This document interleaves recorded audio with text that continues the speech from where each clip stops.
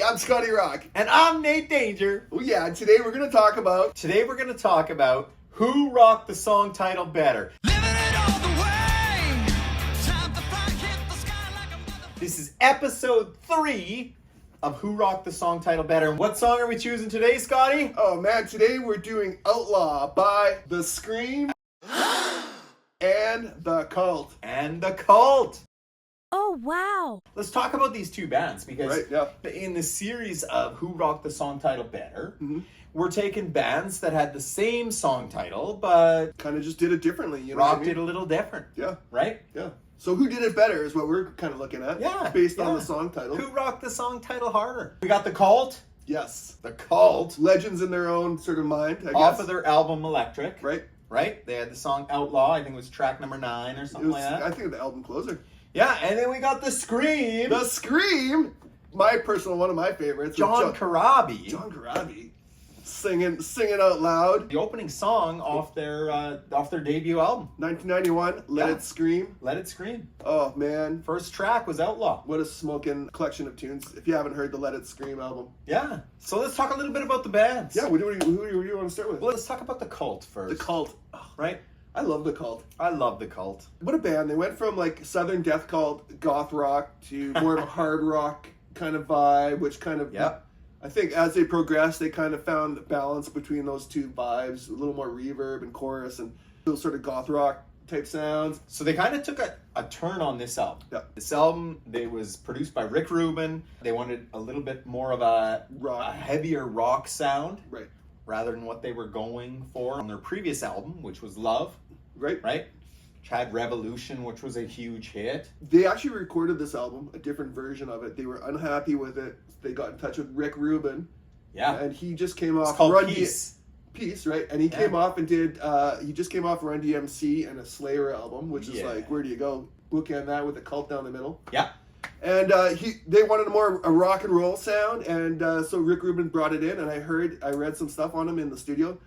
For the drum sound, he was referencing Back in Black. Like he had a snippet of the snare sound. He was trying to match it. He was trying to match the guitars to more of an AC/DC, raw rock, dry rock sound. And they were trying to get... drums on this album sound amazing. Amazing. And they're trying to get like a Bon Scott, like in-your-face vocal mic sound. So apparently he was just A-B'ing his drum sound with what the Mutt Lange produced 5 years before it. Wow. Which is interesting because he's not really a producer. He's a producer in the sense that I have a vision, but he's not a technical guy. He doesn't know how to get the sounds. I think he's just kind of using his ears to match tones a little bit. But it sounds so cool. It sounds so cool. It's so dry. It's in your face. The guitars are so up front. dry. It doesn't sound like there's any reverb. At all, ever. That's part of the magic of this album. Yeah. This was so dirty and in your face. It came out in 1987 with everything else that year. Yeah. And this was my first introduction to the Cult. For me, and I became a huge fan after oh this. man, how many times did we jam Wildflower? You know, that was one of the jammy tunes that no one kind of knew but knew. And this album had Little Devil. Yep. It had, first off, Love Removal Machine. Oh man. And I got to give props to Ian because anyone who can sing Baby 5 times in a row, baby, baby, baby, baby, baby. It's like the coolest thing ever. I love that. He's got such a fantastic, unique voice. Hey. Awesome. Such a cool persona. Yeah. So right? kind of just the vibe that he gives off is awesome. It's dark and mysterious, and it's long black hair, and he had the cowboy hat. I guess that was Sonic Temple. Oh, so cool. How many times have you seen The Cult? A couple times. I even caught the drumstick at that one show. Okay, where'd you see him? TCU Place in the basement. So I was like, oh, I was there. Yeah. I was there with you. Yeah.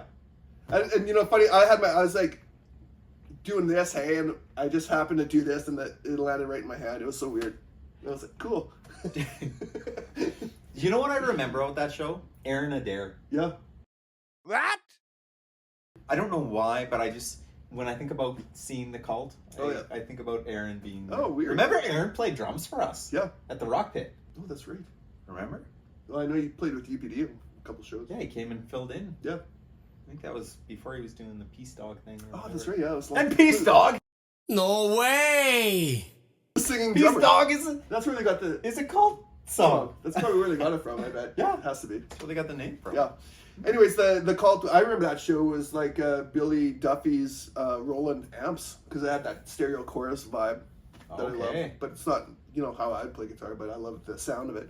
Yeah. What a great guitar player. The legacy of the band is pretty amazing, and if you get a chance to check out their more recent albums, I know they're not as popular on the radio as they once were, but there are some awesome production, awesome songs, awesome vocals.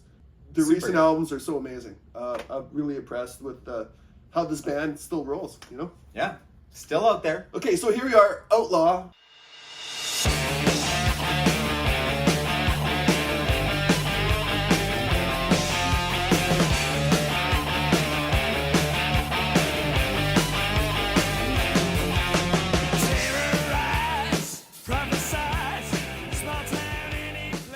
The song just starts in with a killer riff. I know, hey? By Billy Duffy. Yep. I love the drive on this song, right? It pumps, man. Yeah, it does. It's got great sound.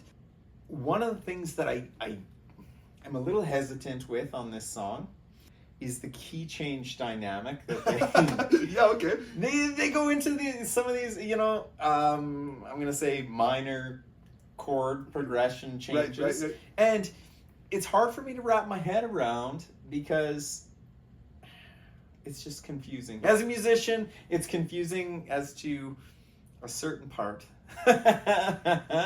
You know what I'm talking I about? 100% know what you're talking about. Yeah. What's interesting from a song, they're a young band at the time, only on their second album, so they're figuring out how to probably go from the verse to the chorus, add some sort of transition, or maybe a pre-chorus. Yeah. Maybe those hasn't really been a thought. The verse is good. The first half of the verse is really good. Well, I just don't think they should have went into those minor key changes. Yeah. Renegade from another world. Child. He was the one. Outlaw. From the Badlands, baby, the Badlands, baby. Outlaw. Somebody never called. It just sounded weird to me a little. It kind of throws it off. Jerky a little bit, yeah. Yeah. The intro is amazing, like you said, on the Yeah. guitar, and that's the guitar riff under the chorus. Sounds so awesome. they start with the chorus, which is always Love it. love it, yeah. Don't bore us. But I love the way that the riff goes, man. Wow, cool. That's my Super favorite cool. part. Super cool. I find like going from the verse to the chorus where that drum does that like da-da-da, it sounds awkward because Ian's still sort of singing over that little bit, and it sounds like everyone stops and then kicks back in, but it sounds awkward to me. Yeah. And what I didn't enjoy about this song is Ian's vocals. To me, they sound pitchy. Really? It sounds kind of like a demo quality, slightly pitchy on couple parts here and there. I don't know if they sound pitchy to me, but taking a look at his overall catalog and stuff, I felt like he kind of he remains in the same wheelhouse. Yeah. The melody doesn't go beyond that. Yeah, the melody Swap. doesn't really travel in and out of what you would see on other material from him. Yeah, good point. You know, because he's such a great singer. Oh, yeah. I like the chorus of this song. Oh, this chorus is... I think it's cool. I like the production. I like the chorus. What do you think of the guitar solo?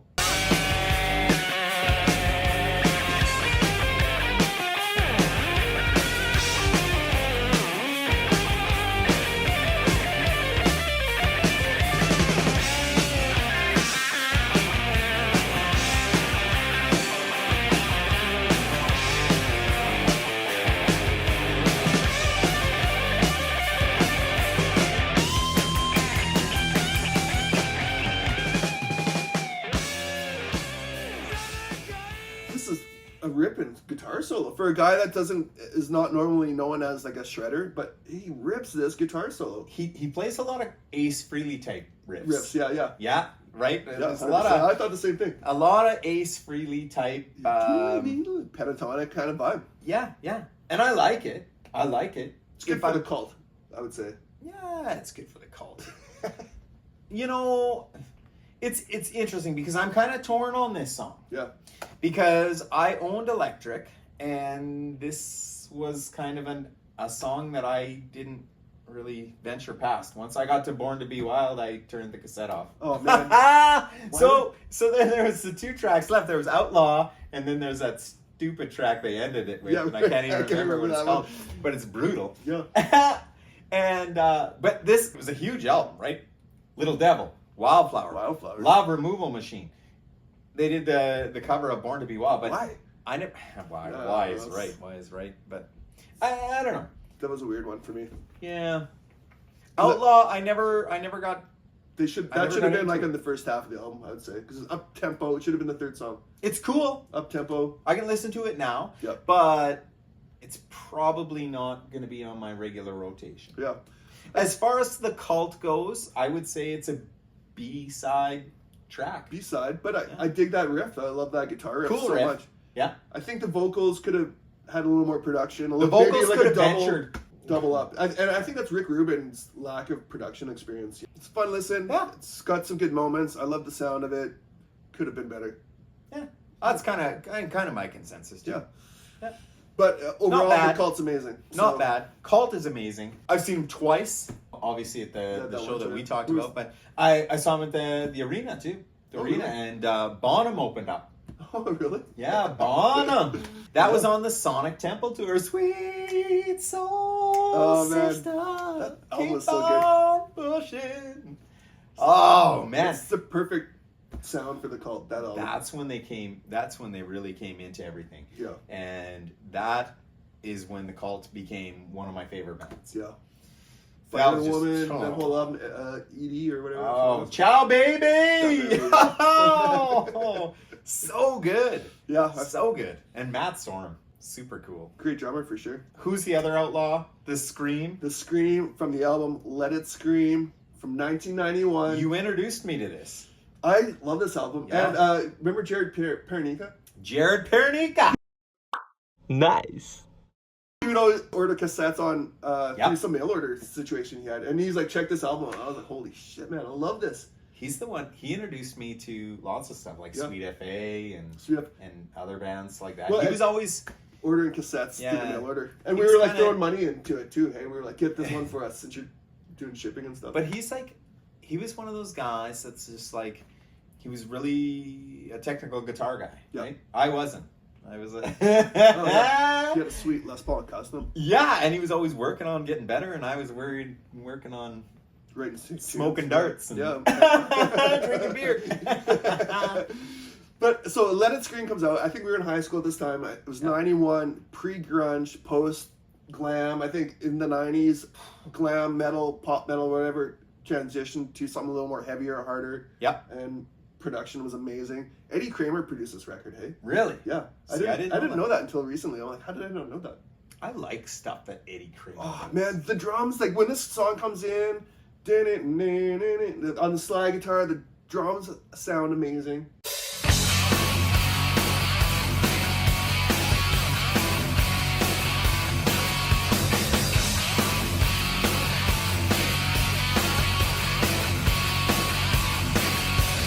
Long hard trails underneath the Texas sun. Rode into the town. I was looking for some action. The drummer was Walt Whitman III, WW3. Really? Yeah. So I'm reading the Karabi book, and he's saying, like, we did not get along. This band would have imploded anyways. Wow. Which it did. But before the implosion took place, this band created some magic. This is the opening track of their debut album. It is absolute banger. Oh, man. It's so like, up-tempo. The production's good. It's just a good song. Oh, you know what I love? I love songs where the guitar is doing some different types of riffing Yep. over the bass player just hammering the root. Oh, just man. do do do do Yeah, yeah, do do do do, and the guitar's like, and that's what the Cult is missing. Yep. I feel like if the Cult's Outlaw, if the bass player would have just been hammering the root right through. AC/DC style, yeah. Oh, I think it would have made the song a little And better. I think the drummer was a little tighter, too. I felt like This song though this song is The Scream? opposite. nails it. Nails it. The guitar sound is awesome. Oh, man, isn't it? Okay, so the people in the band, they used to be in Racer X, was a shredder band with Paul Gilbert. Really? From the 80s. They played in Racer X with Paul Gilbert. Yeah. It was a shredding band, dual guitars. Original drummer for The Scream left to join Judas Priest for Ram It Down. So he's been with Judas Priest ever since. They got this new drummer. Okay. I'm reading the Karabi book. He's like, hey, you know what would sound cool on this riff is if you did it on the slide. And Bruce Boulay, or whatever his name is, he said he went in his room, figured out how to rock the slide, hey? And nailed it on this album. All over awesome. this album. What a great riff. And the bass player is such a technical guy, but he's able to like hold it on the root note. Like he went on to play with Mars Volta and Marilyn Manson, the bass player. Really? Yeah, for a couple things. Anyway, so the musicianship's there, but John Corabi's vocals. His vocals are awesome. Awesome. The whole album is awesome. He's got this aggression to his voice, Yeah. and I mean this raspiness that I absolutely I love. love that. John Corabi is like such a great musician. Yeah. It's too bad that he never made it bigger than he actually did, because Yeah. he's kind of had a hard run. The Scream falls apart. He joins Crew. Crew fans kind of just throw him away, you know. But he's so good. He's so good. And I like the subject matter, because here he takes an approach where he's an outlaw on the run. You know what? He's shot in self-defense, and nobody believes him. Try to do some talking, but his gun was in my head. Quick to the trigger and I'm running for it. 'Cause I'm an outlaw, running like the rest. Knowing not the story that I shot in self-defense. I'm an outlaw, running from the pack. Baby, here they come, now they're breathing down my back. And I like that, the storyline, right? Right, yeah. The other thing is, if I'm going to compare solo to solo, Yes. this solo rips. Oh man, and This isn't it- solo is amazing. Yes. And before, right at the beginning of the solo, it breaks down into that halftime Halftime, yeah. with the drums. Mhm. And That's my favorite part. oh, I love it. I love the because it's such a pedal to the metal song, and then it pulls it back just into that solo bit. And that's kind of what keeps listeners interested. Interesting. I love so many times, and being a previous drummer in the past, like so many of the songs, if you're driving and you've got this tempo, and then you just break it into the halftime.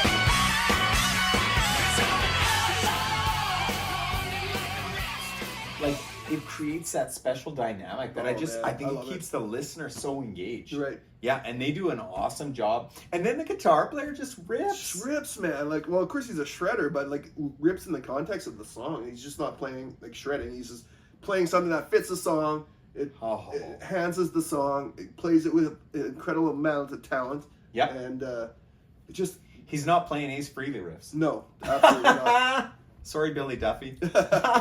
So like yeah, for me there's a lot of things that like better drummer, better bass player, better guitar player, better singer. Holding the root on the bass. Holding the road. The tones were amazing. Eddie Kramer's production across the whole album is great. If you haven't heard It Let It is great. Scream, Yeah. like, That whole album is good. they got added to like 300 stations in the States. We're going to be successful. Yeah. And they were so successful, the singer got poached by Motley Crue. The Scream did put out a second album with a different singer, and That's it right. got dropped before it even came out. It was not a great album. Yeah, it didn't have the match. Didn't have the I mean, the same vibe. Didn't have the same vocal thing, and it was a bit more funkier. Yeah. I think Karabi definitely brought the rock, man, to that album, and his lyrics are great. His vocal performance is always stellar. Absolutely. So Two great bands. two great bands, but if I had to pick, Who you picking? I'm picking the Scream. The from album Scream, Let It Outlaw. Scream. Outlaw. Ding ding. I'm giving it to the Scream too. Who rocked the song title better? It's gonna be John Corabi and the boys. Yep, 100%. Nice work, guys. Hey, good job, good job. It really doesn't matter, but you know, it's just kind of our opinion. For me, it's a shout out of one of my all-time favorite albums. And if you haven't heard if you're Yeah. a rock and metal fan and you hadn't heard this album yet, Go listen to it. it's so good. It's even they put out a remastered version, hey, Oh yeah. and it's like even more sonically better than it used to be. And the man and the moon. Oh, man. That whole album, so many good moments for me. Yeah, yeah. Great album, great album. Thanks, Jared, for introducing us. Oh yeah, there's lots to of this. Thanks for that. Yeah, no. So in this case, in episode 3, Scream's got it. They got the title. Hands down. Good job. Nice effort from the Cult, but maybe next time. Maybe a different song. Yeah. Yeah, maybe next time. Cool. Okay, rock out, danger down. Danger down.